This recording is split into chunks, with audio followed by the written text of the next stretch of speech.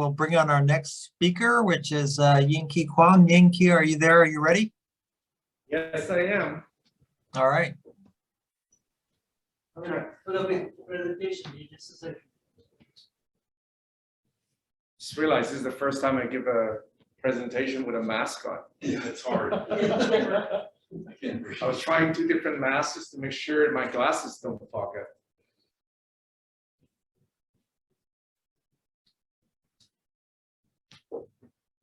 Right there, 2 above, 3 above. Say Kwong in the end. Right there.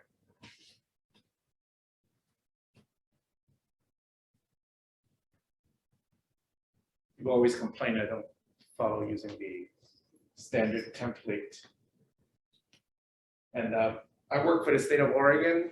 In my day job, I'm responsible for the state's e-government program as well as the statewide quality assurance program. I'm also a board member of PNSQC, so I'm going to use this opportunity to talk about one of my favorite subjects, which is enterprise IT quality, and then do a little bit of reflection on behalf of PNSQC as part of our 40th anniversary celebration this year for our organization. So with that said, I'm going to launch right in. Next slide, please. And the clicker is that's on the top.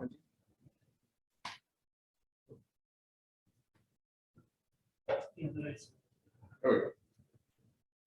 This is a depiction of software development lifecycle and sort of the meaning of quality from the perspective of what is basically viewed as an iterative development in which you have many cycles of these things in which inevitably you're talking about a combination of gathering and formalizing your requirements, then you design and do your architecture of your solution, co-implement followed by testing, deployment, maintenance.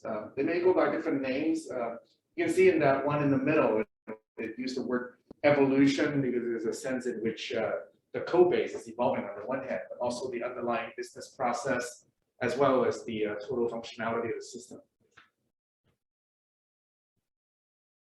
Now, I like to look at things not just from the technical perspective, because in any enterprise of any size, there's going to be a lot of systems. And sometimes examining a system sort of at a macro level has a certain benefits. And in particular, the way to look at IT systems and software system from a point of view of a large organization is first and foremost, enterprise IT is a kind of investment. It's actually is a money investment for systems that hopefully help your business missions. And you do that with hopefully a valid business case, because it doesn't matter how good a technical solution is and how great it does. If it doesn't really meet your business needs, there's something fundamentally wrong and it's not a good investment. And the specific approach, people like to say, especially in the PNSQC community, that Agile is great. It helps with a lot of problems. From my point of view, Agile is particularly good probably for small and medium-sized projects. When things become very complex, you have a lot of parallel work activities in the context of concurrent development, you can say, from an engineering standpoint. And you just have a lot of complexity, that the number of nodes of communication path go with n squares. Well, now, where n is the number of communication nodes. So how you structure a project at the end of the day and what specific lifecycle approach really depends on the business needs, the complexity of the project, and then, of course, the degree of organizational change you want to bring about in doing your work. So some of the other pillars then really come down to successful enterprise IT projects with good quality is like the goodness of your requirement, because if your requirements aren't very good, you're not likely going to get, have a good time when you're procuring your contractors and then to hold them to it, to process of contract administration, so you can get the contractor to deliver what you need.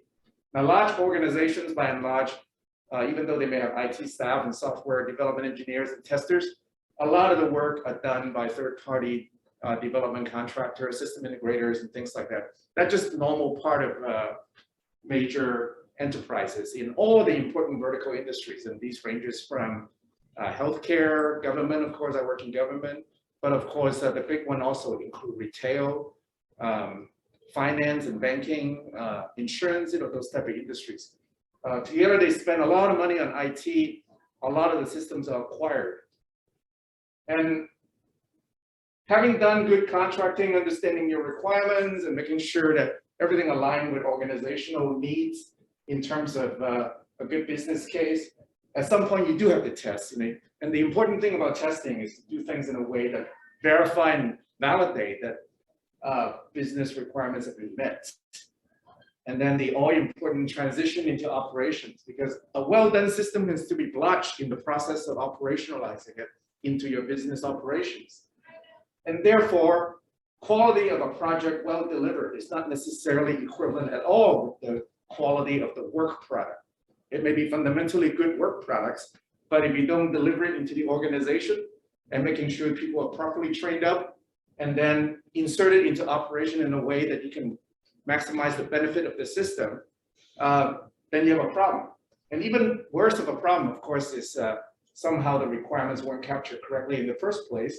And in that way, a completely technically successful project may kind of lead to very negative outcome.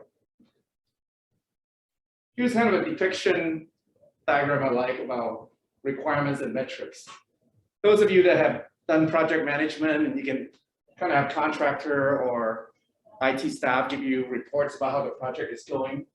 Some of the most troubling report actually look very benign and actually look like good reports. And then we might say, well, all the user stories are defined, the sprints are done on schedule and budget, and anything that's in the backlog is well managed, scope creep is minimized.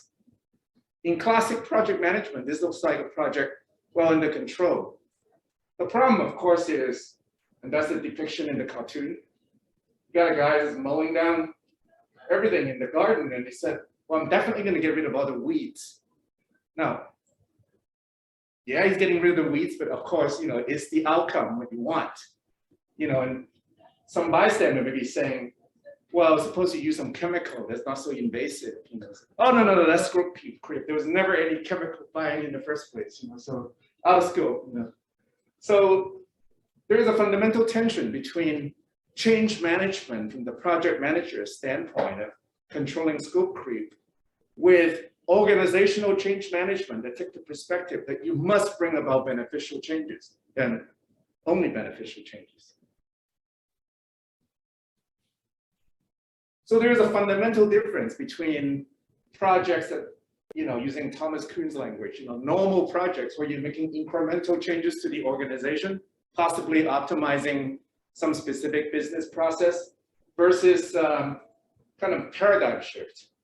That term is also used a lot in marketing, international development, where you're fundamentally changing operating models in the case of a business, possibly due to acquisition, merger, or you just basically changing your way of doing things for a mature organization. The little fish jumping from one fishbowl to the next is a depiction of the paradigm change, kind of going from a smaller bowl into a bigger bowl. The problem is sometimes things don't go so well in traversing the path from an existing paradigm denoted by the left bowl to this better, bigger bowl on the right-hand side as the end state. And obviously, the path is not well chosen. The fish may fall out of either bowls, and then where would you end up? So the idea of that is very much to make sure that when considering paradigm change, you take into account that you could end up in a worse place. So when it comes to enterprise IT, to have a proper 2020 vision really require us looking at things that's significantly beyond development and testing. I already mentioned the importance of business case, requirements analysis, solution architecture and design, project and program management, cross-functional communication, basically those skills that are individual, understanding value chain of their own organization and the industry they work in. They're a combination of hard skills and soft skills, the role of individual contributors versus leadership roles. And then as an organization, can the people collectively communicate properly, learn together, and understand the importance of cultures, both organizational culture and national culture in the case of a multinational organizations. And these things, in fact, represent significant areas of professional development and career opportunities for our membership. And I like to think that these are the things that, as an organization, PNSQC has historically done quite a bit over its 40-year history in discussing the different aspects of quality for software that go beyond, for example, the technical aspects of development and testing. So I'm going to very quickly want to talk about, in recent year, what we have done to help folks understand the different facets of enterprise IT. In 2018, we have this very interesting panel presentation that Phil, our president, went down to Salem and organized a few volunteers to deliver a panel presentations on what do you call business-aware testing. I think from his business as well as industry experience, together with the volunteers, we talked to the audience about very kind of interesting aspects of thinking about testing in terms of its ability to verify and validate business need for an organization. And then in 2019, we have a panel discussion we call the Enterprise IT Quality Forum. Some of the people in this room that helped me as panelists, Fushan, of course, and my colleague Jack McDowell and Phil and John Sebeco, and I'd like to acknowledge some of these people. Security actually is one of 3 panel discussions for 2019.